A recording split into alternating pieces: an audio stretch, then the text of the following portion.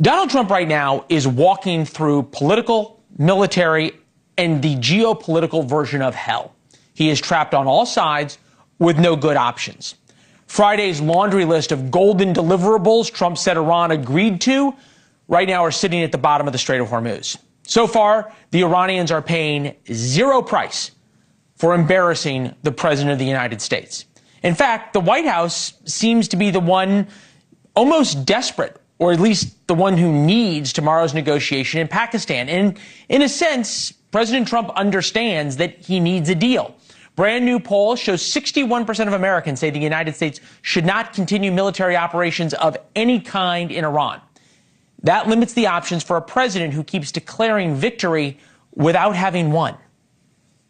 You know, I don't like to say this. We've won this. This war has been won.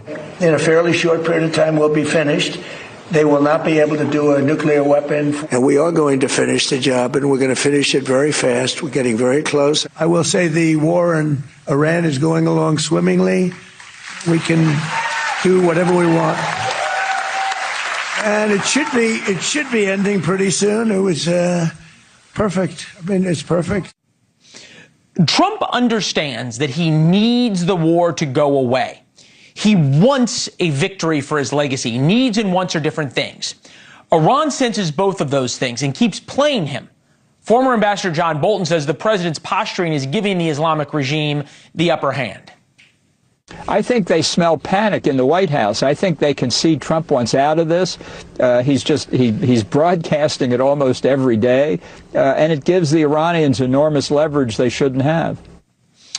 We said that Trump is trapped on all sides with no good options, bitter options. That's what the job of president often is. But when walking through hell, you keep going. You don't stop. Right now, Trump has stopped and is looking around for various shortcuts and negotiated settlements. The Wall Street Journal reports a president who realizes the risks and can't figure out what to do about them. Headlining, quote, behind Trump's public bravado on the war, he grapples with his own fears, understandably. Like a rabid dog, Iran can smell fear. They have tasted what it's like to control the Strait of Hormuz. They feel empowered by their own radical base to fight America. And more than ever, Iran is convinced they need a nuke. Look at it a different way, though.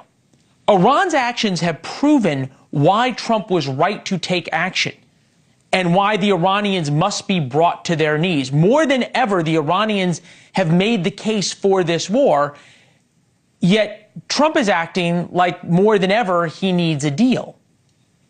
I think they have a challenge politically because for many of us who feel that for 47 years Iran has murdered innocent victims and have been anxious to see it engage and are supporters of the effort, if you end up basically saying, you know what, we're gonna unfreeze your assets in exchange for some sort of loose promises down the road on uranium enrichment, I think a lot of people are going to say this is Obama 2.0. What America's military can do is absolutely incredible. There's great video of American special forces boarding Iranian ships, shooting and disabling another one. That doesn't scare the Islamic Revolutionary Guard. Negotiating with Iran is like negotiating with a kamikaze pilot as he flies towards your ship. In the last 2 weeks, Trump has gotten nothing that he wants.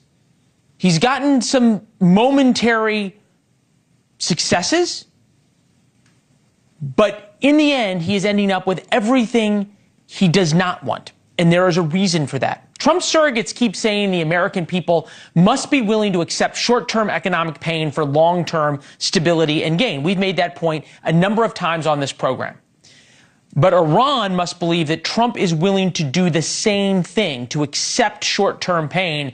And right now, Iran does not believe that.